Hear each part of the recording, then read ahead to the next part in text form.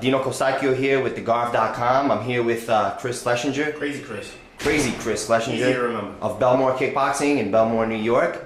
You just fought Shawn Foreman from the Rhino fight team. Tell me a little bit about that fight. I mean, what was going through your head? Well, I know you had you in a couple of submission attempts, and you were able to. Well, what was going through my head, I really don't know. When the bell rings, I'm a different person. I trained in all aspects of the fight. Honestly, I wanted to keep it standing, but he gave me the takedown. I controlled him in every position. I had him in a Kimura, I had him in an armbar. He had me in a close triangle. He did reverse me and get me in a front, like a Darce or whatever you want to call it, but honestly, it wasn't close at all. I think I pretty much dominated in every position. Yeah, I remember that moment. The crowd certainly thought you were in trouble. Everybody jumped up on their feet and. Yeah, it was good. It was tight, but that's the kind of choke that if you want to give up, he'll give up. You know what I mean? He's a tough kid. Take nothing from him. His jiu-jitsu was a lot better than I thought it was going to be. I mean, I think as myself as in MMA jiu-jitsu as a black belt, and I really couldn't pass his guard. But I ground and pounded. I fought 3 hard 4-minute rounds. It was my first fight cutting down a lightweight. I think I binged a little bit too much, gained a little bit too much weight, so I was a little sluggish. My next fight at 55 will be a lot different. I'll do it a little better and put on a better performance. Yeah, now Chris, I don't mean to cut you off. Just speaking of your first fight, I know you fought Eddie Alvarez. Yes, that was my second fight. Your second fight, I'm sorry.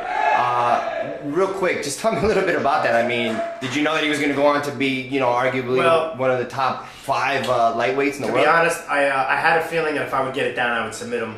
I had just watched my best friend and training partner, Dom Stanko, win, so my emotions were high, and my other training partner, Jordan Pagola, lose, so my emotions were real low.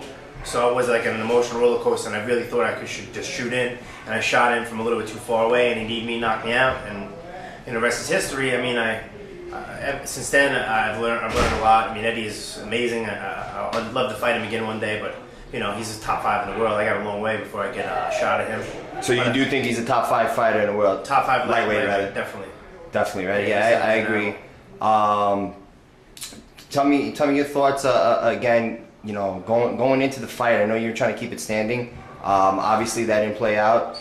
In your next fight, I mean, do you have any next plans? I'm a mixed martial artist. When I first started, I was a grappler, straight up ground and pound. Obviously, I have good grappling skills, but coming from Belmore Kickboxing, training with guys like Dom Stanko, Chris Presta, Ryan Stanko? Backstage already. Oh, he's back there? Training, like I said, Stanko, Ryan Chris Presta. We got Chris Algieri in the gym. We got Josh Foley, pro kickboxers, Terrence Hill, my trainer, Keith Trimble. Our stand-up, everybody's coming a long way. We're all becoming such well-rounded fighters that I really want to showcase some other skills, which I did in the Neeson Levy fight. I got to drop him, but I want to showcase a little more because I'm, like I said, I consider myself a mixed martial artist. I'm not, they say UFC 1, the grappler versus jiu-jitsu guy, the boxer versus the wrestler. This is MMA. You got to know it all, otherwise, just go home.